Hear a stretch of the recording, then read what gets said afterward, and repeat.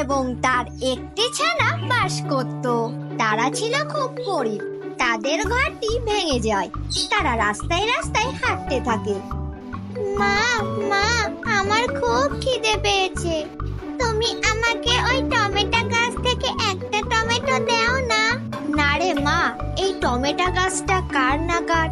কেউ যদি দেখে আমরা এই টমেটো গাছ থেকে টমেটো নিচ্ছি তাহলে আমাদের চোর ভাববে। কিন্তু মা, আমার যে অনেক খিদে পেয়েছে। আমি জানি মা, তোর অনেক খিদে পেয়েছে, কিন্তু এখন আমি কি করি?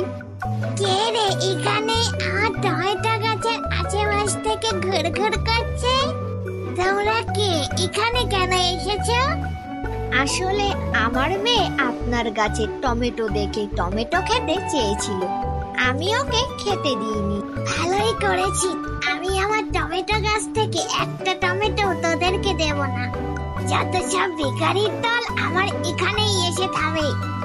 আমরা কোনো ভিখারি নই। ভিখারি না তো কি? রাস্তায় রাস্তায় ঘুরছিস, যা এখান থেকে যা। কাঁদিস না মা, কাঁদিস না, একটা না একটা ব্যবস্থা হয়ে যাবে। কে গো তোমরা?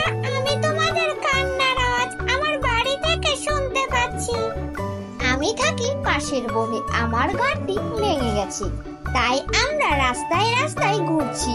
কেউ যদি আমাকে একটু থাকার জায়গা দিত আর একটু খাওয়ার জন্য কিছু দিত তাহলে অনেক ভালো হতো। আমাদের দুজনকে আপনার বাড়িতে থাকার একটু জায়গা দিবেন?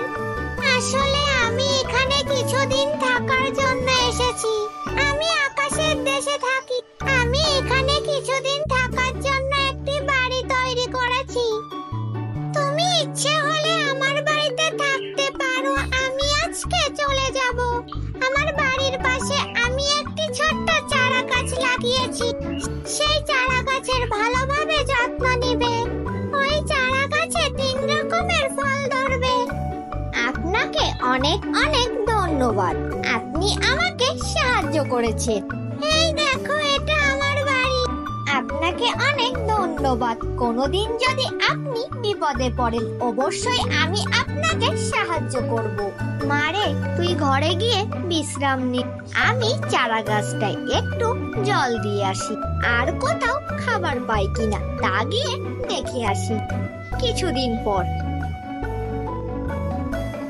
মা, মা, দেখো আমাদের গাছে 3 রকমের ফল ধরেছে। হ্যাঁ, আমাদের গাছে খুব সুন্দর ফল ধরেছে। এই ফলগুলো বাজারে বিক্রি করে আমি অনেক টাকা উপার্জন করব এবং তোকে একটি ভালো স্কুলে ভর্তি করাবো।